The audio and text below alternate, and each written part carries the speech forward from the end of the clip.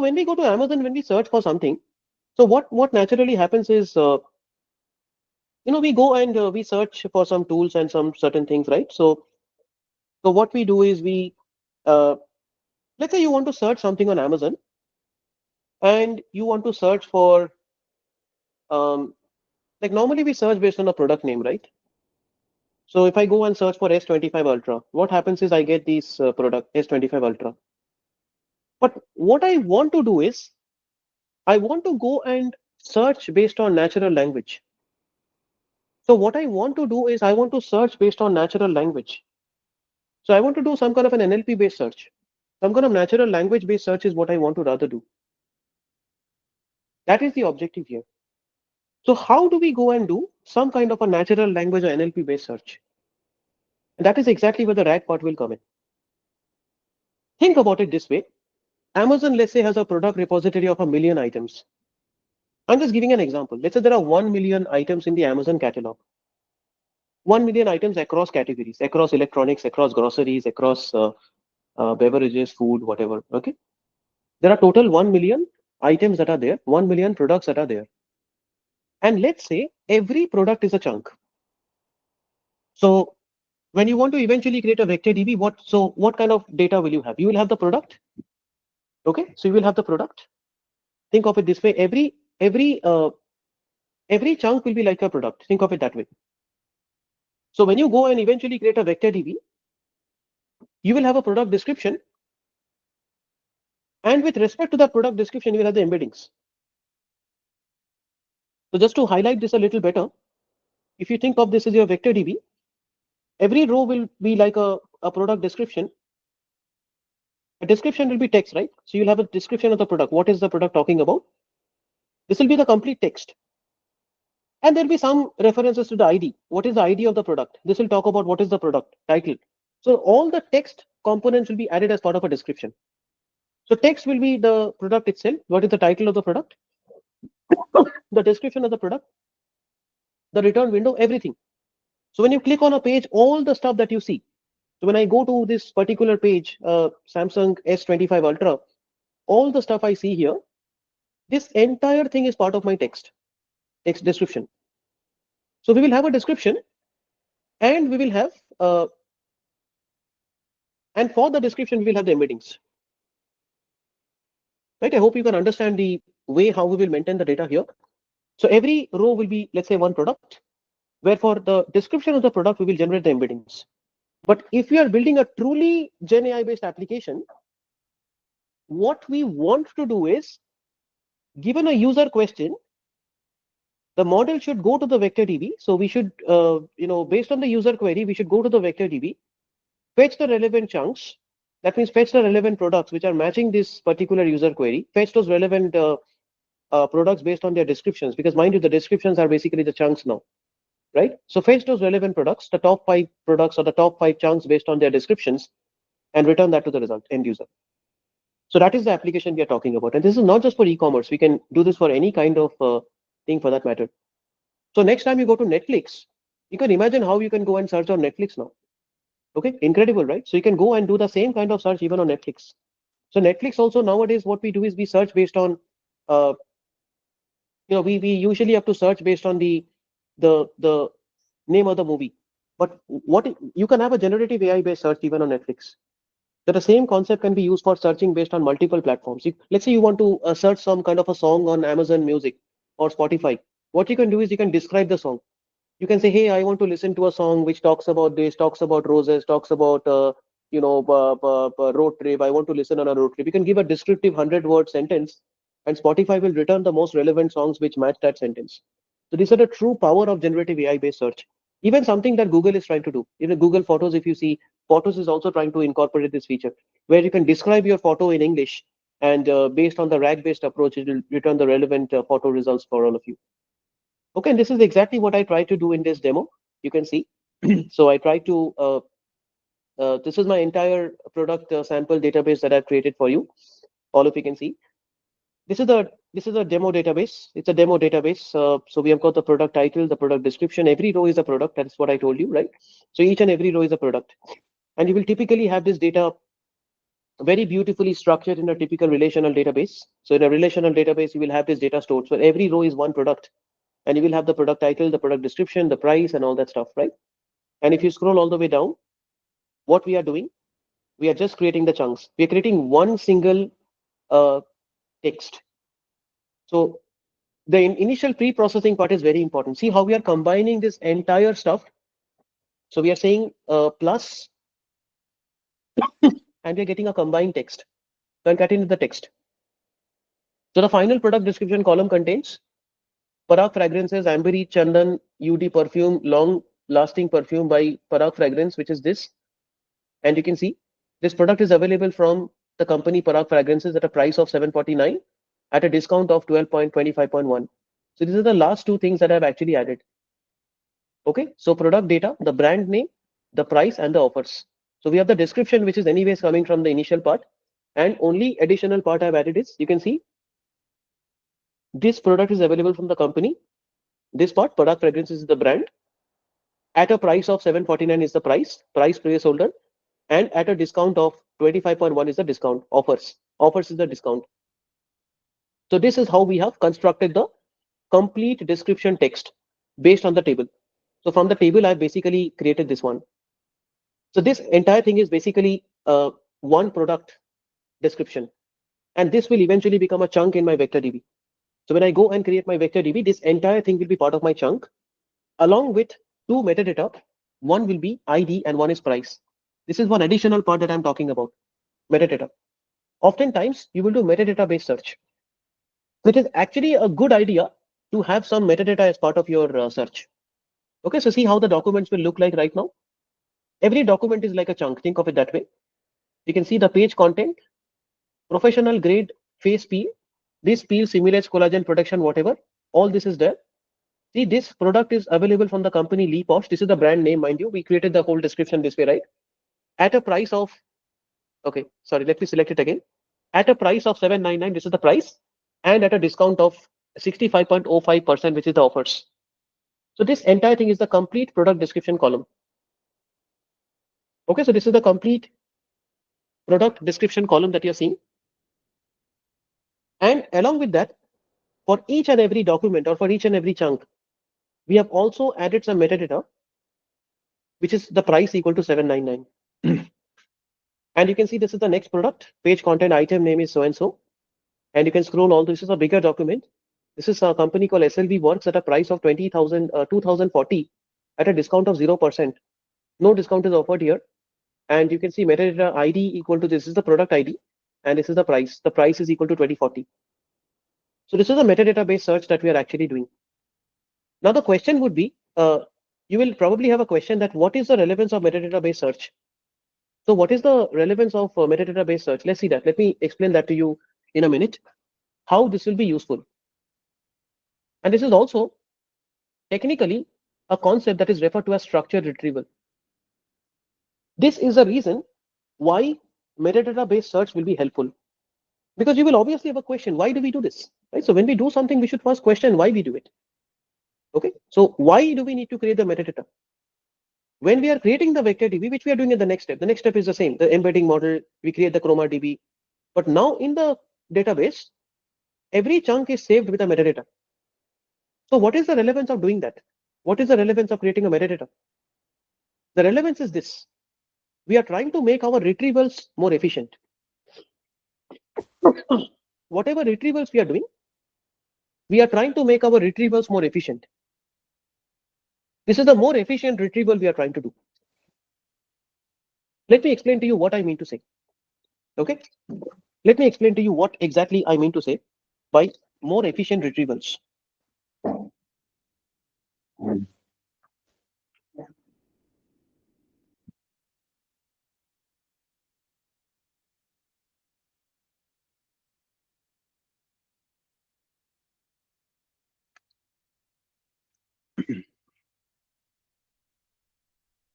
So let's go back to the original question that we asked a while back. So the original question that we had was, remember, I said I want products. I want products costing I want best battery or best camera products, something like this. Okay, best camera products costing less than 20,000 rupees. This is the user question, right? Now, if this layer was not there, if the filtering layer was not there, imagine I was doing it the normal way. If this was not there, what will happen? Let's say this is not there. Oh, okay, I'm sorry. Let me just remove this part. If this, just ignore this text for a minute. If the normal retrieval was happening, the normal way what we have discussed so far, the vector DB is huge, right? So in the vector DB, you will basically have a million chunks. The vector DB is typically very big. There are 1 million chunks for 1 million products, right? I told you every chunk will become a product description. So, or rather, every product description will become a chunk, and you will have the embeddings for it, right? So when you give a user query, you will have to check and you will have to compare with respect to all the 1 million chunks and find out the top 5 relevant chunks. So you can start to see how computationally expensive this operation will be, right? And I want to also remind you that this entire operation is happening retrieval time. This entire operation is happening retrieval time. So at runtime, when you're basically in the Amazon website, this operation is happening then. So this entire operation is happening retrieval time when you are in the Amazon website. That is the way how it is getting worked out. So this entire operation is happening. This entire operation is happening retrieval time. So you go and query this on the Amazon website. Imagine you're a user and you go to Amazon and you query this on the Amazon website, and this entire operation is happening retrieval time. So the user queries will run very, very slowly. This is the real problem. So what we are discussing right now is a real use case. It's a real problem that we will face, right? It's a very real problem that we will face right now. So because the retrieval is happening, at inference time, it will be very slow. So how can we make it efficient? Instead of going through all the 1 million products, instead of going through all the 1 million chunks and comparing that which is the most relevant chunks, the 5 or 10 most relevant chunks, just to find that information, I don't have to go and search across all the million products. What I can do is I can do a first layer of filtering first. I will do a first level of filtering. And as part of that, what I will do, I will have a metadata, right? This is what I was mentioning. So when we do the vector DB, we'll have a metadata section. We'll have a separate metadata section where we will store the metadata. And remember, for our use case, we have a metadata called price. Okay, so let me write it a bit more in detail. So this is the metadata.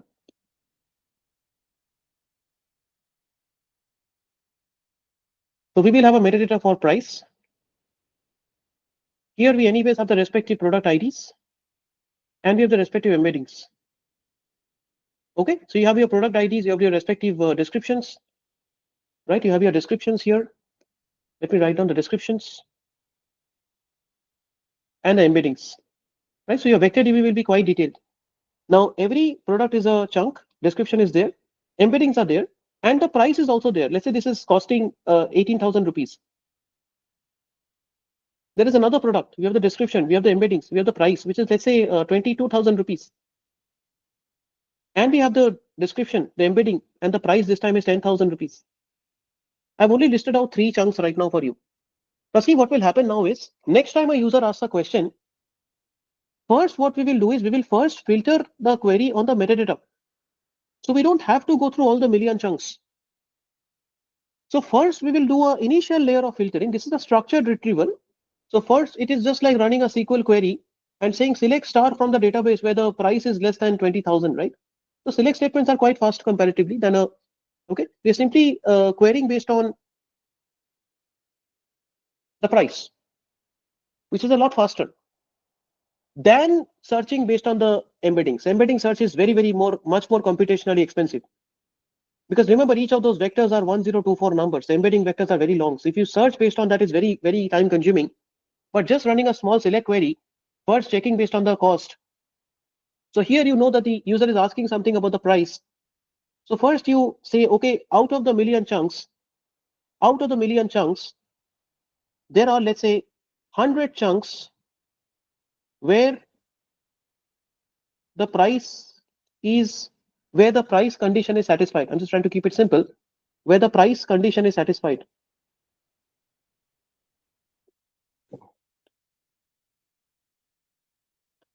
Okay, so out of all the 100 chunks, out of the million chunks, there are only 100 chunks where the price condition is satisfied. So there are only 100 chunks where the entire price condition is satisfied. So now when you do the retrieval will happen, the actual retrieval will happen based on those 100 chunks. Because you don't have to go through this, let's say 22,000. So when you do the retrieval, let's say in this case, the 18,000 chunk will be returned. So now you will search based on the 18,000 and the 22,000 chunk. This is your subset. And now out of these two, you see, okay, where the camera quality is the best, something like that. Okay. So that is what we refer to as structured retrieval. So the LLM is used to create the filter metadata values based on the user query. So based on whatever the user is querying, you try to uh, figure out what the metadata corresponds to. We have a price column. So is the user talking about price? Yes, the user is talking about price. So price 20,000. So first you filter based on price less than 20,000. This filter is then used to refine the documents retrieved from the database. So now you don't have to go and search out of 1 million chunks, which ones are the most relevant. Now you can only search based on the top 100 chunks, which ones are the most relevant. So it's a lot more efficient. So these are small ways how you can really improve the efficiency, or rather the performance of your RAG application. Mind you, it's not about accuracy. This is just about the performance. Because otherwise, performance bottlenecks will happen. A user runs a query and it takes forever to respond. They have to wait for 5 minutes for the answer to come. That is frustrating, right? So these are all, this is a very, very popular way how you can improve the latency of the RAG application. And that is exactly what I've demonstrated in my notebook. If you see all the way down, I created the embedding model, vector DB, and this is how your kind of solutions will look like. So if I say good smelling perfume with strong odor, right? So this is what the future of search looks like. So users can go to any e-commerce platform and they can just search like that. You try to do it today using the normal platforms we have, let's say Big Basket and all that. This will not work. They have not integrated this yet because it's costly, right? I mean, who wants to do all this work generally? Things are running fine the normal way, right? And so, I mean, but then maybe in the next few years, this kind of capabilities will become more common. Okay. So a good smelling perfume with strong odor. People can just search like this and the model will retrieve the relevant chunks. You can see it actually retrieve those relevant chunks, or basically those relevant products where these things are there. Scroll all the way to the right and it tells you what those perfumes are. It gives you those chunks and basically displays those products on the page. So that's the use case that I wanted to highlight here for this example. Now, what I want to do over the course of the discussion, I want to also take you through a few other advanced retrieval techniques. We talked about the first one. The first retrieval technique will help you in making the entire RAG process much more efficient. It will become a lot faster. The RAGs will be able to retrieve the results a lot faster. The second approach we use is something called hypothetical questions. What is hypothetical questions is, this also happens right during the vector DB creation phase. Okay, this happens right during the vector DB creation phase. And what we do here is, first part is again, we take the documents, we create the chunks, and then each document chunk is sent to the LLM to generate 5 questions that might be answered by the chunk. This is the additional part that we do. So we take the document, we divide the document into the relevant chunks, 5 chunks. Sorry, not 5 chunks. We take the document and then we create whatever, 1,000 chunks, 10,000 chunks, whatever. So we do the chunking. And then for each and every chunk, we pass it through the large language model and we generate 5 questions per chunk, or k questions per chunk. And these questions are generated in a manner so that the language model, so that they might be answered by the chunk. And now they are stored in the database. The questions and those corresponding chunks are stored in the database. So if you want to see how at a very high level, how the vector database will look like here, this is once again happening right at the vector DB creation phase. If you think how the vector DB will look like right now, the vector DB will look somewhat like this. So every single row will be a chunk. So you will have your document ID, chunk ID, you will have your chunk, whatever chunk it will be, text chunk, image chunk, whatever. And then here you will have your chunk embeddings. And in additionally, you will also have your questions. I'm just discussing at a very high level. You'll have your question 1, question 2. So all the questions will be also stored. Okay, so the questions and chunks are embedded in the and stored in the database. So against every chunk, what are the corresponding questions that this chunk can answer? That is what we are storing. Okay, see this one, all of you. So we have the chunk, we have the chunk, we have the chunks embeddings. Let's say the chunk is a page. We have a page, and we are also having 5 questions per page, which that page can answer. So you have a 100-page document. You are dividing the document into, let's say, 100 chunks, because one chunk is one page. Let's say this is 100 chunks. Trying to keep a simple example. So we are saying that one chunk is one chunk per page. So we have 100 chunks. And now we take each and every chunk and create 5 questions. So we take each and every page, pass it through the LLM, and we ask the large language model to tell me that, hey, given that page, please tell me what are the 5 questions that can be answered from that page. So given a particular page of a document, tell me what are the 5 questions you can answer from that page.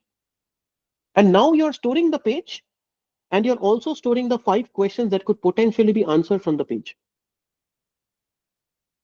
And now what will happen, this entire thing is happening right during the vector DB creation phase. Now when the user asks a question, this is the RAG, this is the actual retrieval workflow. So now when the end user goes and asks a question, this is the user query. So it will hit the vector DB, the normal retrieval process will happen. Now what will happen is the user question will be compared with these questions. So this will make your retrieval, yes, it is a little bit more computationally expensive.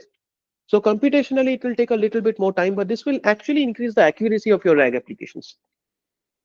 The speed will be impacted because the processing is more, but this will improve the accuracy of your RAG applications because you have already pre-processed. So during the time you build the vector DB, you already mentioned what kind of questions could potentially be solved for each page or for each chunk. It is like creating an index. It will kind of speed up, but the initial creation part will be a little slower. It is like creating an index.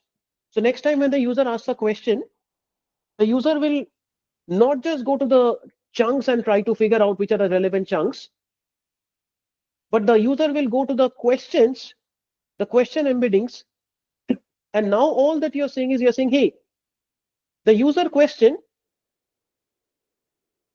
we will retrieve those chunks where the user question is most similar to the chunk questions. Okay, so that's the way how we will approach it now. So it will be a little bit more accurate approach. So let's say you are asking the question, hey, what is the pricing of Chat GPT or GPT 3.5 model? If you ask that question, what is the pricing of GPT 3.5 model? We will retrieve those chunks where similar questions have been already stored in the vector DB. That's the way how hypothetical questions approach actually works out. There is something very similar called query expansion. Query expansion basically means that you take the initial user query and you create multiple variations of it with different phrasings. This is again it's very, very useful in scenarios where user queries are unclear. Because even end users is very similar to that rephrase respond thing that we talked about. The idea is something very similar to that. Because end users are not always very good at writing the best kind of queries. So what we do in query expansion is take the original user query and use a large language model to generate multiple expansions out of it. Multiple variations of the query.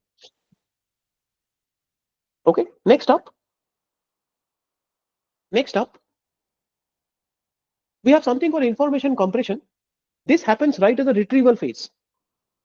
Okay, so this happens right at the retrieval phase. At the top part of the demo, you can see we have discussed the retriever part. So where the user asks a question, the retriever retrieves the relevant chunks. But oftentimes when those chunks are retrieved, sometimes not all the chunks are relevant, right? Think about it. When you go and ask so when we did that exercise, what is the annual revenue of Tesla?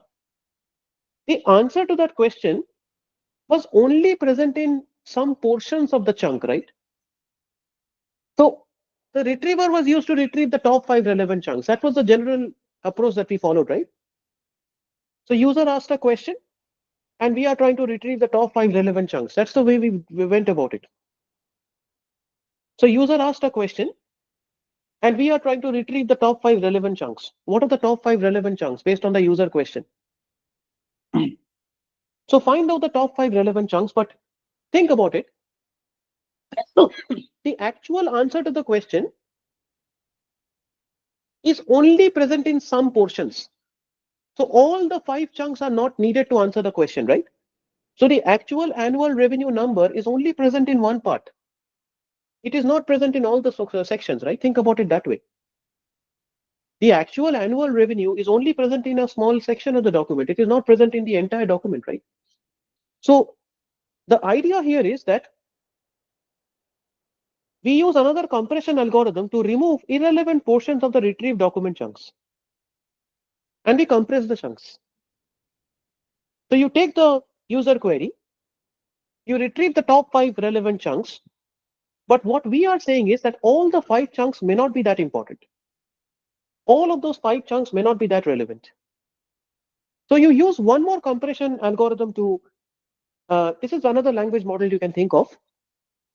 So what we do is we use another LLM to take those retrieved chunks and we extract the compressed chunks. Think of it as another GPT model where you're saying, hey, this is what I retrieved. So now this is the original question the user asked. So can you take those 5 chunks and can you summarize those 5 chunks for me? It's kind of a summarization. Think of it that way. And another variant of information compression is what we call reranking. Again, these are very useful strategies when the relevance scores are low. Relevance scores basically means something where relevance scores basically means something where you are asking a question and the model is not answering it. The model is not doing what it's supposed to do. Remember, there are 2 parameters to evaluate RAGs. We have something called roundedness and there's something called relevance. Relevance means that is the RAG application doing what it's supposed to do? You ask it what is the annual revenue of Tesla, but it's saying the profits are $30,000. Something that's the relevance is low. So this will actually help you improve the relevance scores because you are getting better chunks. If you're retrieving the right information, then the relevance scores will be better.